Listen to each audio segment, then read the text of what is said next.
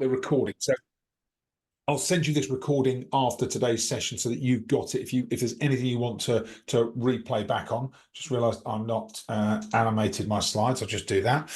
And if you want to share it with anyone else in your business, or if you want to share it with your network, then feel free to do that as well, because these recordings do go into onto a public channel on my YouTube channel, so you can quite easily share it with your network as well.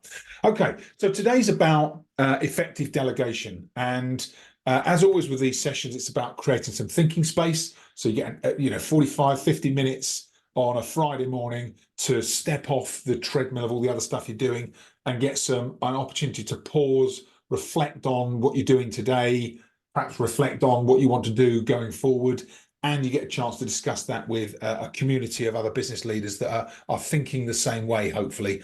Or you can start to, actually, sometimes there's value in people who think a lot different to us, right? So people who are thinking the same way or thinking differently, and a chance just to sense check where you are and think hopefully more clearly about your business going forward. So today is about delegation and elevating your leadership and thinking about how we introduce delegation as a principle, as a leader. And we'll talk about why people don't delegate. We'll talk about how to start delegating, and then we'll talk about the process and principles for successful delegation. And my personal experience is that I learned this the hard way. In that I heard someone I was on a call with a client this week, and they said, "Oh, I'm a Virgo, so I'm a perfectionist." And I was like, I don't normally buy into star signs and stuff, but I'm also a Virgo and I am also a perfectionist. And that was one of the big reasons I didn't delegate for a lot longer than I probably should have been. And I always remember, it's something that sticks in my mind, was an interview process I went through for my first sales management job that I didn't get.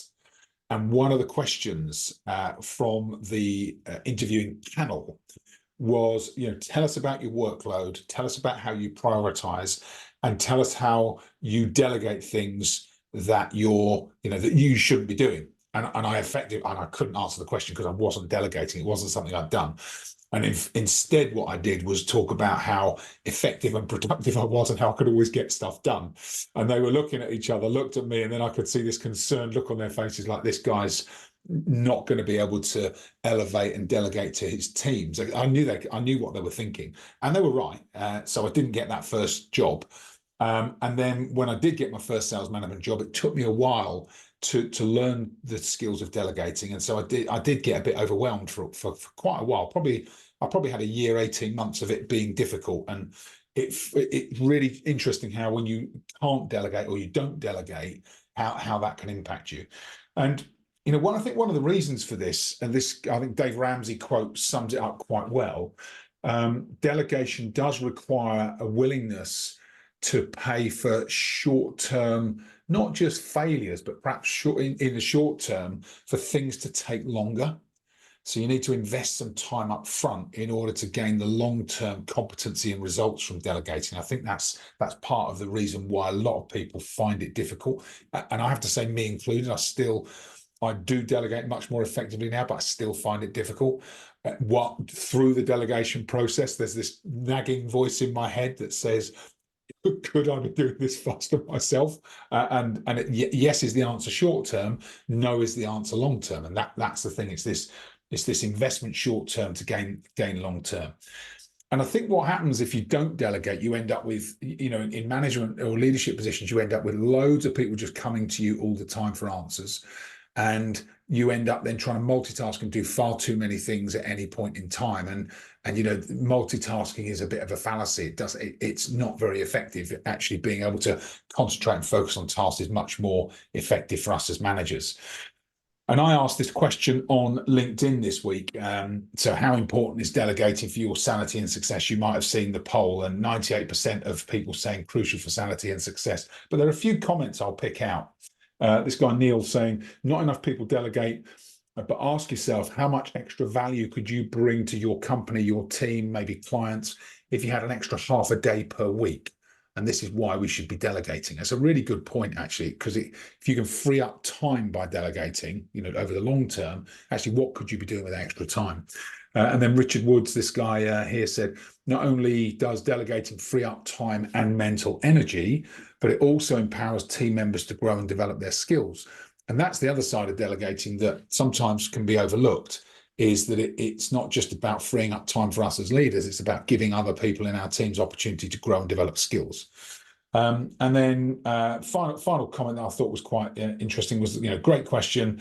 Trust is needed though, and that comes at a price these days. So that's really, I thought it was a really interesting response to the poll. That clearly there's someone there that's probably got a little bit of skepticism around delegating and is probably still struggling with it themselves, but is quite a natural response, I think. So I'd be interested in from your perspective. And perhaps you want to drop this in the chat. Either, what are the challenges you're facing with delegating, or if you haven't done it yet, or if you're not delegating effectively, perhaps why aren't you? I'm just going to bring the chat to life. So you should have the chat in front of you. It's on the toolbar, on the Zoom toolbar. One of the options is chat. So just drop in the chat either your experience of delegating or some of the challenges you might be facing with delegating, or even from today's session, perhaps if there's something that you want to focus on in terms of delegating, just drop that in the chat, and then it'll help me to think about as we go through the next couple of stages, just to make sure that what I'm covering is relevant to what you're experiencing as well. So I'll just give you a minute. I can see some fingers on the keyboards there. So once I've got a couple of answers, I'll just share those with you as well. Certainly for me, if I think about my ongoing challenges with delegating, it's always about quality. It's because of my perfectionist tendencies. It's about, can the work be done in a way that meets the quality that I want? It doesn't have to be the level that I would expect, but does it meet a level of quality that I want? That's the big thing for me. Chris has said, trying to establish collaborative working versus straight line delegation. That's really interesting, that is, Chris. Yeah. So actually trying to establish team collaboration rather than just I'm delegating lots of different tasks to different people. How do we get the team to kind of lift their own performance and start to work together more effectively, so that actually delegation is almost natural as part of the culture? Yeah, okay, that's good. Thanks, Chris. Brian, thanks, Brian. Fairly easy to delegate as my team have full responsibility for their regions and customers. Yeah, so they're working on a region. I do have some challenges delegating personal. Should be personal. Something personal, as you're quite impatient. Yeah. Because if you delegate, sometimes people don't do things as quickly, not only as well, but as quickly as maybe you would do them yourself. Yeah. I just think it's easier. I'll just do it myself. Yeah. Especially if you've got a timeline to meet, right? Well, not always that. Maybe just sometimes because I think I want to get it done. Yeah. My own personal timeline, not necessarily the task timeline. Yeah. Okay. Your expectations on the speed at which something should be turned around.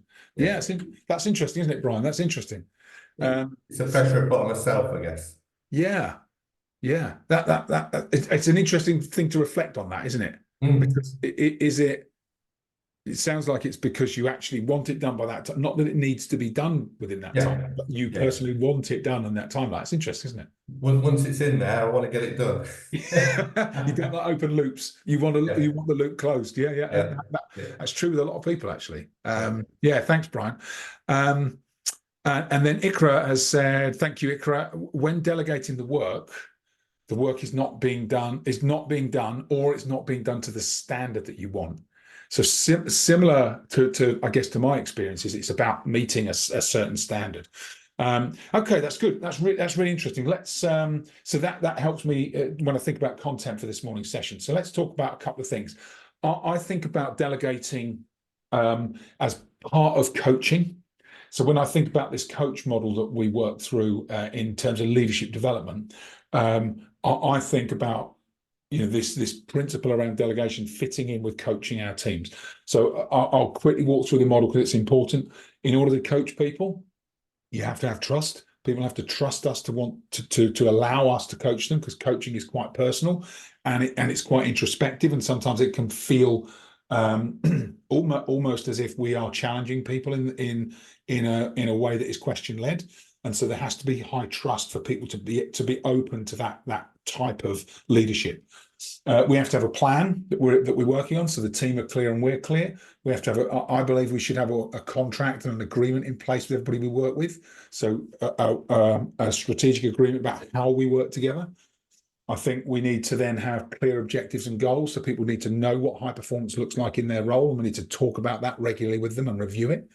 We then need to spend some time watching people in action so that we can see how they're delivering and performing, because from that point of observation, we open the door to opportunities to coach for change. And that's where we are in terms of the model. Final thing is about development planning and helping people to think bigger about their contribution to the business. But where we are today is coach for change.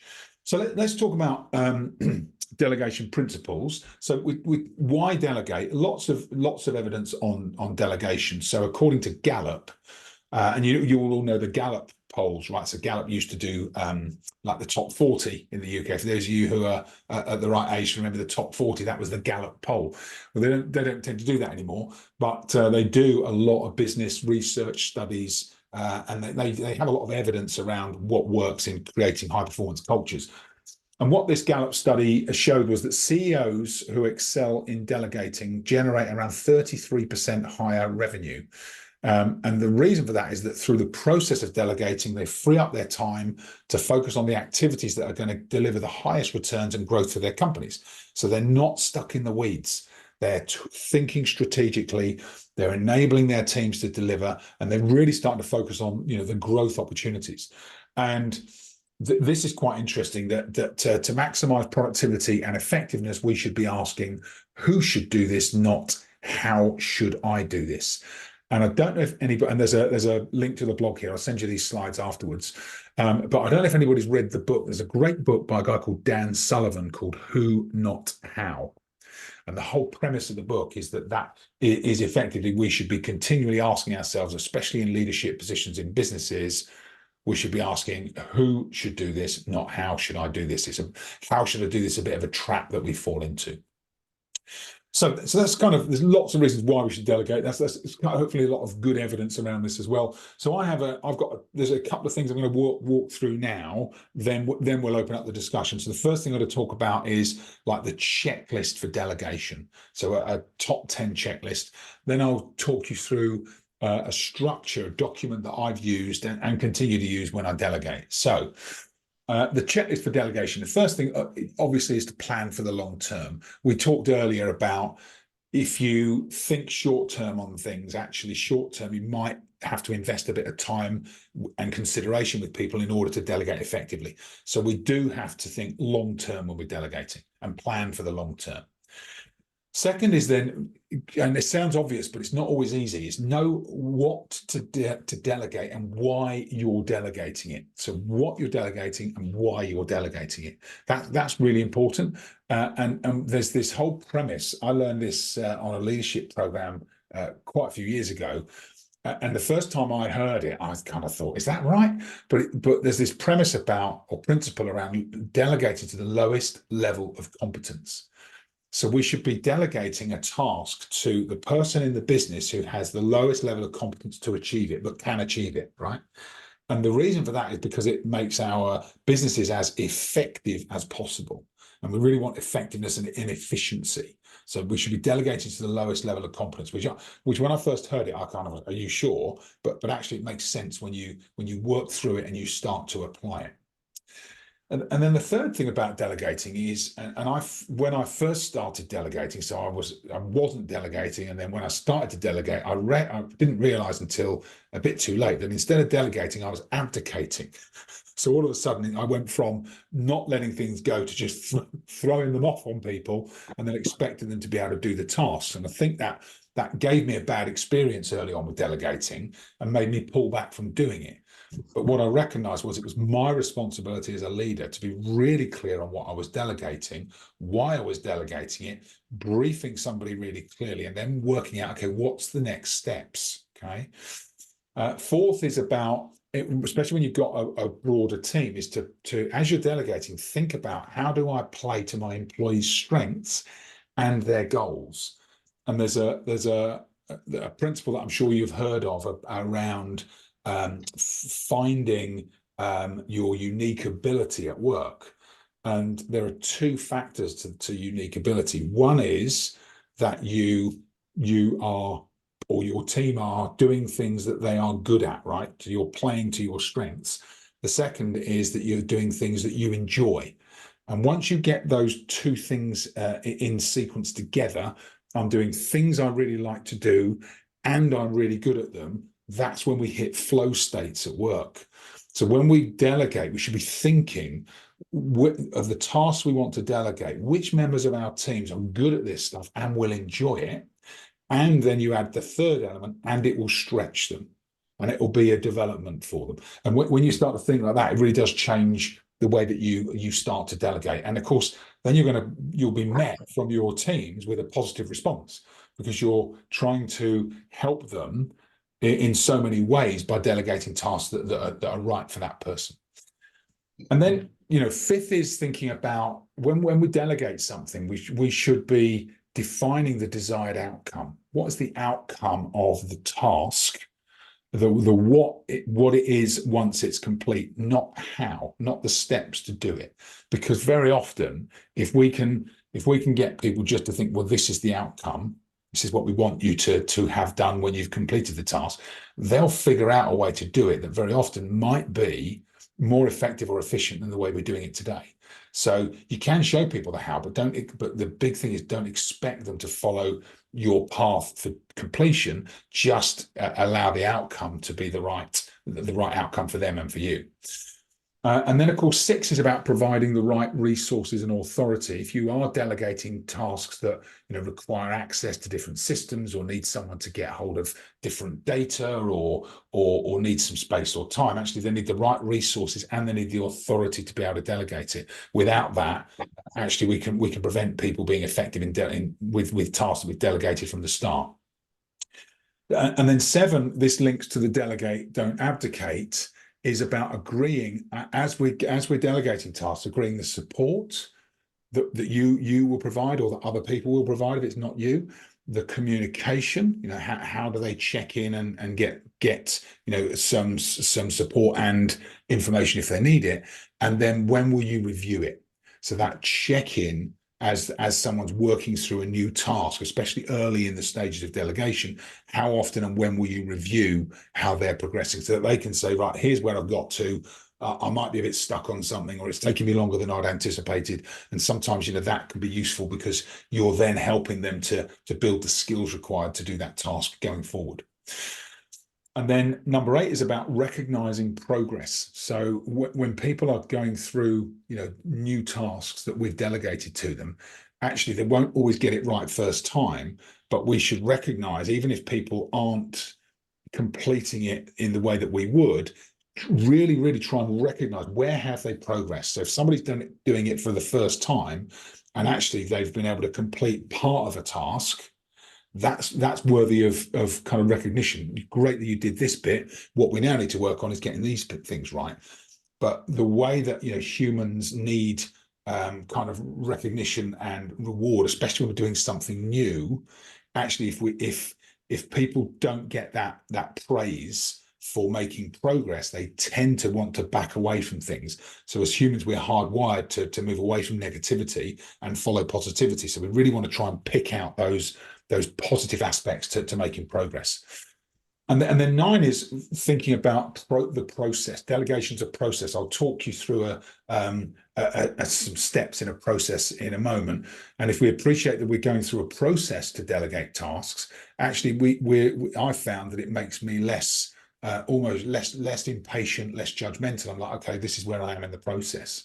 And then number 10 is about our ability, as we're delegating and learning to delegate, to continually elevate the expectations of people and help them to do that for themselves. So that's our top 10 checklist. As I say, I'll send you these slides afterwards if these are useful. And then I've got this delegation tool, I call it. So it's like the delegation process steps, but it's a tool. And it just helps you to start to think about, especially if you're delegating a big project, if there's something significant that you're delegating, you want to get it right, then this can be really useful as a series of steps to go through. So first thing is about defining the task, the project, or the series of activities you're planning to delegate. So just be clear, what is it I'm delegating? And then a sense check for you. Why is it important to you or your business? So that when you're starting to delegate to your teams, you're not just saying I'm delegating this task, but you're also saying, and this is why it's important for us to get this right. And then linking to the previous top 10, what is the successful outcome of this task, project, or series of activities? So you describe the finished result. And that's really interesting. So the task and the finished result are often two different things. And then think about what are the potential pitfalls to avoid in completing this task. For larger tasks, actually, there'll be things where you like, if you don't get that bit right, there's no point continuing with it. So you kind of want to say, right, there are some potential pitfalls. Let's just capture those so that people are aware going forward or going into it. Then you might say, then we've got what are the indicators that this task is on track. So especially if it's something that is perhaps a larger task over time, what are the things that you can be sure of achieving that make sure it's on track? What tools are needed to successfully complete it, if it's access to different systems or reports or data? What support will be given to ensure its success? So this is where you can actually start to capture, this is what we'll do. These are the people that will support you as we go through the process. When will you review progress to stay on track? So this is a conversation with you and the person you're delegating to. And then how will you know this task has been successfully delegated? So this is a bit of a question to yourself, actually. At what point will you know this is now delegated and the person is up and running with it? And then finally, this is interesting just to ask yourself, what's the reward for successful completion? What reward or recognition will that person get for having successfully completed this task that you're delegating? And it just starts to get you thinking differently about how you delegate and gives you, I guess, more structure around doing so.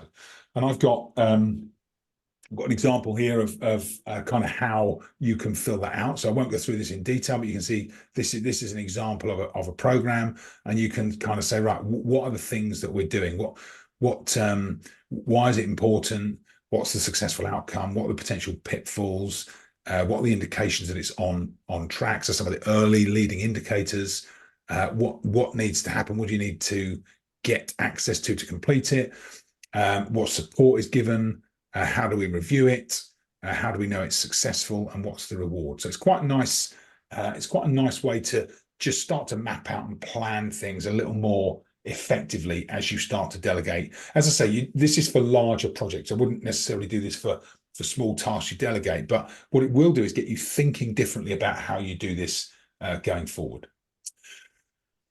Okay, we talked about delegating, not abdicating. I love this quote from Wasim Daha: "Delegate, don't abdicate." And this is the thing when we're delegating tasks, whether we like it or not, we're still responsible for that task being completed. So we should really be thinking about the structure and the process for delegating, not abdicating.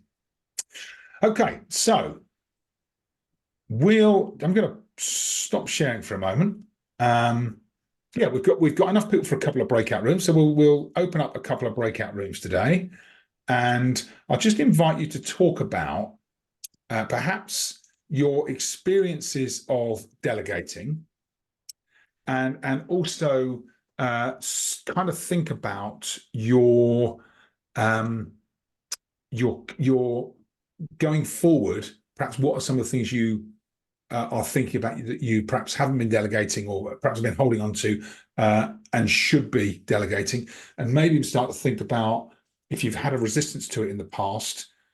Okay, what are you going to do to change that resistance and think differently about delegating? So we'll have I'll give you 10 minutes on this, then we'll regroup, and I may even jump in and join you in a couple of rooms actually today. So I'll jump in and say hi. But if I do join your room, just ignore me. I'm just there to listen in and get some entertainment on a Friday morning. So welcome back. I hope you enjoyed your conversations. I joined Pretty and Camilla in their room. We had a good conversation. So perhaps we'll I'll start, Chris, Brian, Dorcas, I'll start with you, if that's all right, with your feedback from your discussion.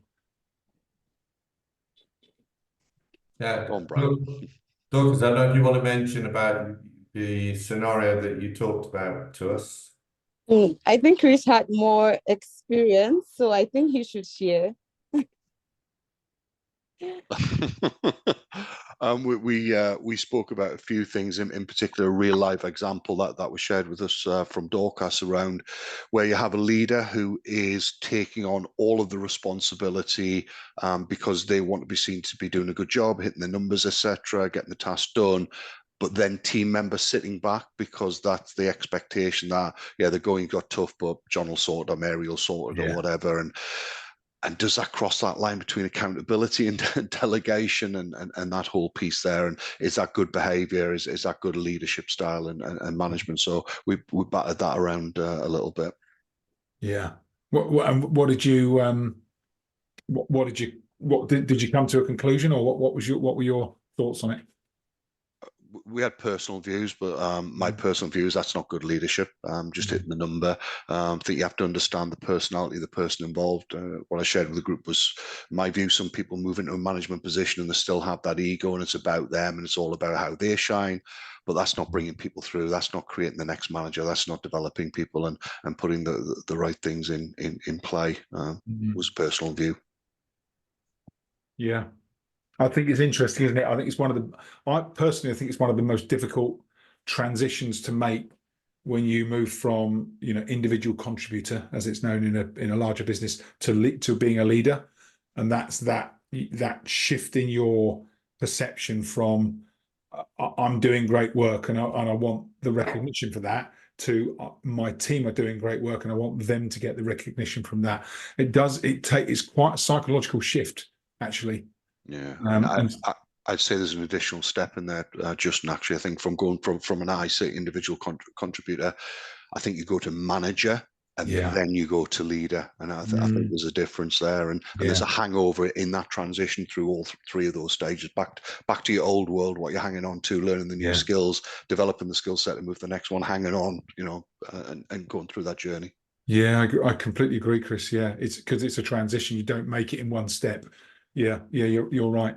And some people might go forwards and backwards into manager leader, depending on the role, the circumstances, the pressure they're under, the team that they're leading. Yeah. Wow.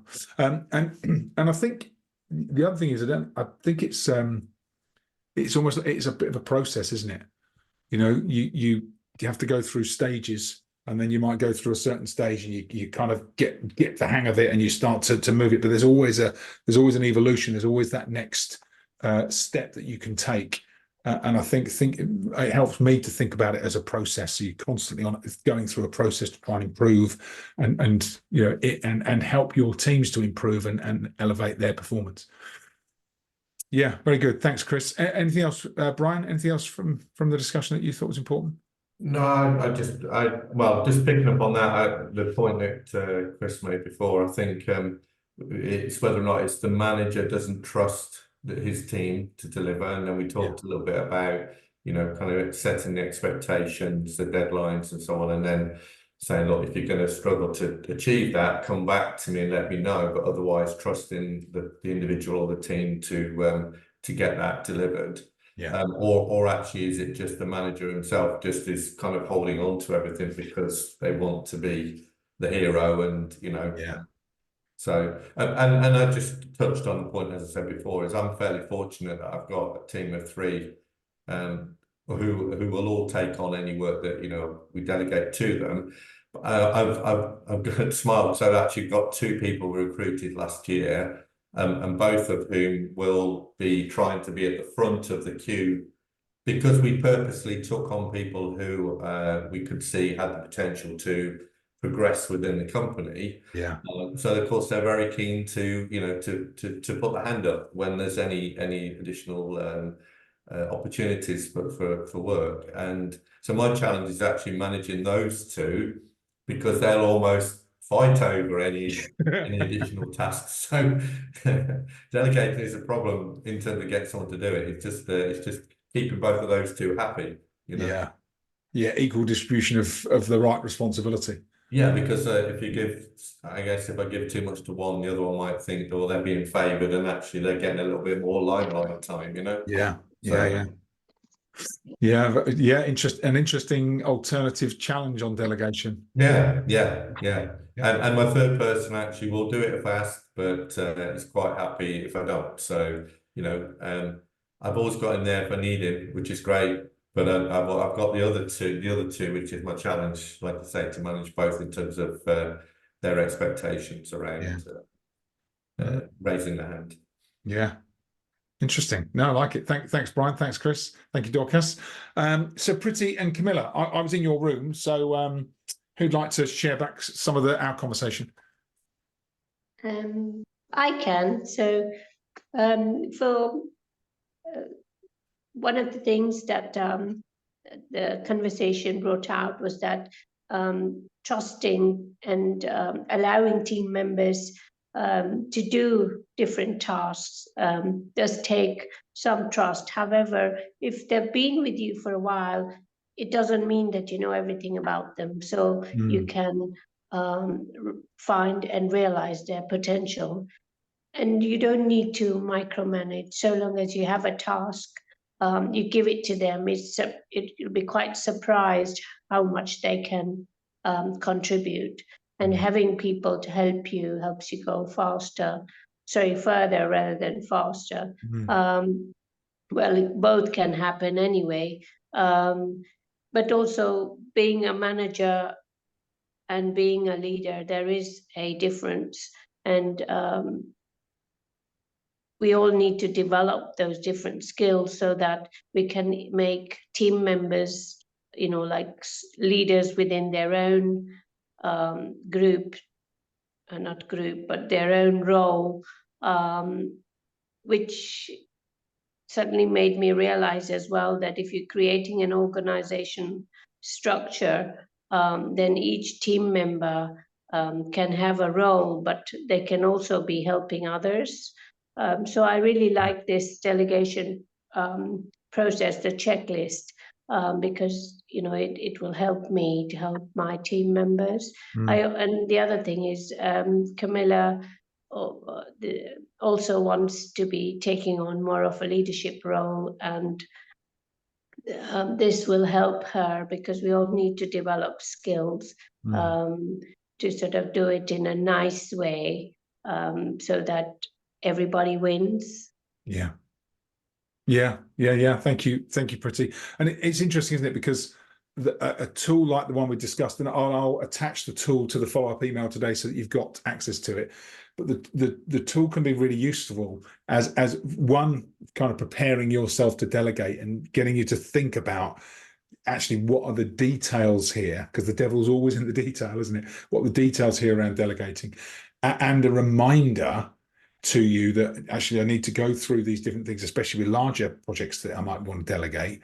And then, of course, it becomes a really nice communication tool so that you can sit down and work through it together with your team members. So there's lots of things. It's a thinking tool, communication tool, and then hopefully something that you can use to follow up and remind you to do the follow-up as well. So yeah, thanks, Pretty. Yeah, it's good conversation. And as you say, Camilla's kind of looking at moving into leadership roles. So really trying to, and kudos to you, Camilla, trying to develop the skills in advance of moving into leadership, because for so many people, we find ourselves in a management or leadership position, and then we're like, oh God, now what do I do? Actually getting some of those early insights, perhaps becoming parts of communities like this, can be really useful so that you get ahead of it and build those skills early. So yeah, very good conversation. Okay, thank you, everybody. We're at 8 minutes to the hour. A couple of things from me, and you'll know as usual. So let me just drop. I'll just drop into the chat. This is a link to my diary. If anybody would like to schedule a one-to-one discovery conversation, Pretty, we had one a few weeks back, didn't we? And it's a coaching conversation, so it's an opportunity just to get you to pause, think about what you're doing. If there are key challenges in your business that you would like some support to think through more clearly, then it gives you an opportunity to do that. So do feel free if you'd like to do that. One other thing, and those of you who are here regularly will remember this. So I really do think about these principles of leadership success. And I think about 5 things. So having someone you can have, or a group you can have confidential conversations with, building a community of people that are kind of trying to achieve the same things, collaborating with people so that you can share ideas and get new ideas, and challenging. So people who challenge the way we think today, and that's what I like about some of these conversations we have, it's just challenging our thinking with new ideas and new perspectives in our business. And then, of course, making a commitment. So it's probably the bit we don't do so much here is, okay, what do we do next? What are the actions we'll take? And how do we make a commitment to following through? Because when you're busy, there's so much going on. Actually, that commitment to follow through is often the gap, because we don't always have the space or the capacity. And interestingly, one of the things that we do in our programs is we assign accountability partners. And the idea of those accountability partners is that you have one other person that you check in with on a regular basis. It's like a peer-to-peer network. And the whole premise of those conversations is, okay, what did you say you were going to do last time? Have you done it? Because we'll often do more for someone else than we'll do for ourselves. It's a strange phenomenon, but if we're held accountable by someone else, we're much more likely to follow through, especially when you see that diary marker coming up. You're like, God, I better make sure that's done before I check in with that person. A bit like yours, perhaps, hopefully, a bit like your teams do when they're coming into one-to-one reviews with you. So anyway, I'll share that with you. If anybody would like to book a 45-minute discovery session, please feel free. If you'd like any more details of the stuff that we're working on, also just reach out to me and I'll send them through. Otherwise, we'll be here, I think it's next Friday again. So if anybody would like to join us for next Friday session, let me just have a check. Yes, it will. Yeah, we'll be here next Friday. Yeah, hopefully see you all then. So thank you all for joining. Thanks for your input today and contributions, and have a wonderful weekend when you get there. And I look forward to seeing you hopefully next week. Thanks, Thank Justin. you, Justin. Thank Thank you. everybody. Have a great Pleasure. weekend, guys. Take care. Yeah. Bye. Take care, everyone. Thanks. See Bye. you. Bye.